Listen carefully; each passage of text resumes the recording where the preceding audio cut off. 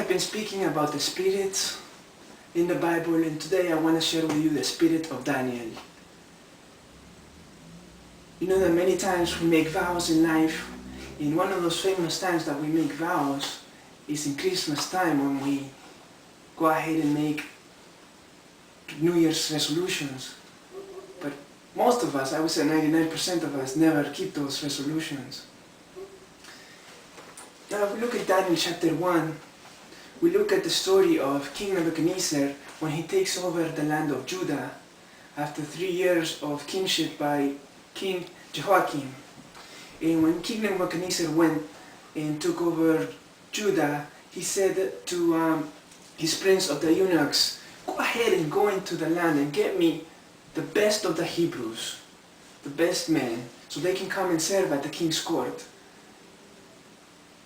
And what they wanted was to make the life easier for the king, not to make the life easier for the Hebrews that were going to be chosen. So they went ahead, and the prince of the eunuchs go ahead and went and brought from a whole bunch of men from Hebrew, which were the best looking, that had the most studies in them, and that were the best trained in war. Brought them over to the king, and they were going to train them so they can learn a new language, new ways of life. And from these men they found 4 specifically of the children of Judah. In verse 6 it says Daniel, Hananiah, Mishael, and Azariah, and they were given Babylonic god names, which we can find in verse 7. And what happened was, when they brought them over, they were supposed to have everything from the king, all the benefits from the king's court. Now let's put this into perspective. Let's say a company comes over and merges with your company, or takes ownership of your company, and the president, CEO of the company comes and says, you know what, of all the employees of this new company, I want you to take the best. I want you to take the ones that are never sick, that never come late, that are always promoted, and that always have a game plan for their career. And bring them over to me, because we're going to do them even better. We're going to help them, so that my company grows and expands even more. However, what happened was, Daniel had different ideas. And Daniel was a man of character, because we looked in chapter 8, and this is my favorite verse in the whole Bible. If you have a Bible, go ahead and read this with me.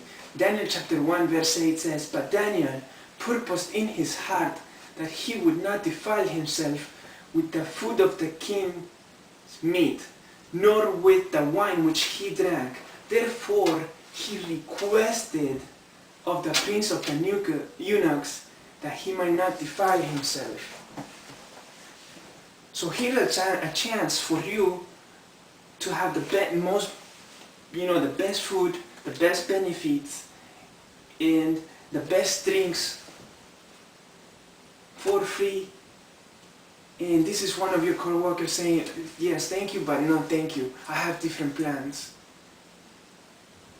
Daniel had a purpose in his heart.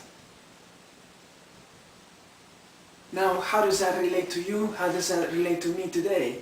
The way that relates to you today is, there are many things that are keeping us away from God, and we sometimes don't even realize it. You can start by cable television, by all the junk that we're being shown there, by all those reality TV shows that take away time from our families, take away time from the reading of the Word, that take about time from going in and doing more edifying things. Also, there's videos on YouTube that take away, our mentality from spirituality, and they put us in a place where we shouldn't be. This is food that's being ingested by us. Now, is that food that should be in our table? Is it pleasing to God? Because I've taken out that food, because I'm not perfect. Now, we should purpose, and I'm going to challenge you today. What Daniel did that day is he purposed in his heart that he would not defile himself with his other 3 friends. And you are my friends, my e-friends, and I'm going to challenge you that you join me with for 10 days. We're not going to defile ourselves with whatever YouTube videos I put out there that are not going to be edifying to God. And that's going to be the meat that we're not going to take. We're going to say thank you, but no thank you. And you're going to see what's going to happen. God is going to bless you. God is going to strengthen you. God is going to make you a man or a woman that you've never been before. And you say, Pastor, how do you know that? Look at me at chapter 20. Daniel purposed in his heart. And this is what happened. He found them 10 times. He found them 10 times. He found them 10 times better than all the magicians, all the astrologers that were in his realm. May God bless you, and may God bless your family.